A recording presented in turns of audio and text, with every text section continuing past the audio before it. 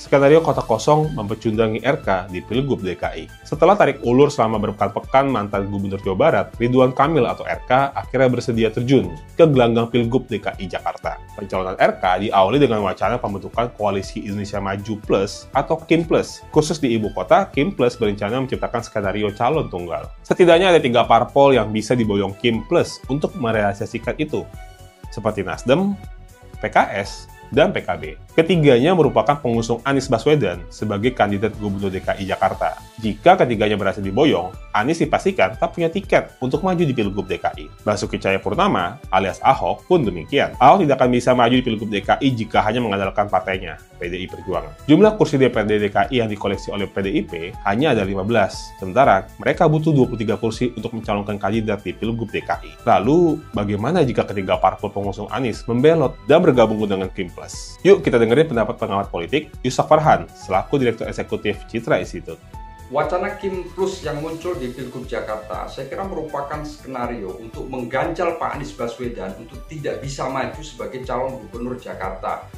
Meskipun di awal PKS, Nasdem, dan PKB ini sudah memberikan signal dukungannya kepada Pak Anies Baswedan, saya kira tidak menutup kemungkinan kalau ketiga partai tersebut bisa mencabut atau mengalihkan dukungannya kepada calon yang diusung oleh Koalisi Indonesia Maju. Dalam hal ini adalah Pak Ridwan Kamil.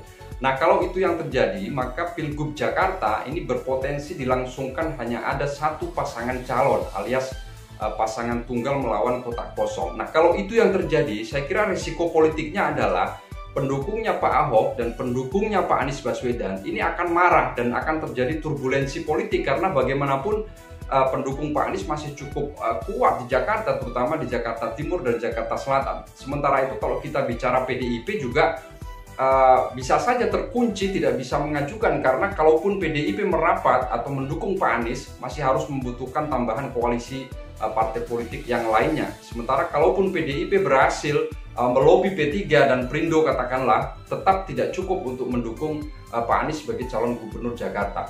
Nah, kalau Pilgub Jakarta terjadi dalam desain kotak kosong atau pasangan calon tunggal, ya saya kira konsekuensinya hanya ada 2. Pasangan calon tunggal tersebut menang melawan kotak kosong, atau kotak kosong yang menang melawan pasangan calon tunggal tersebut.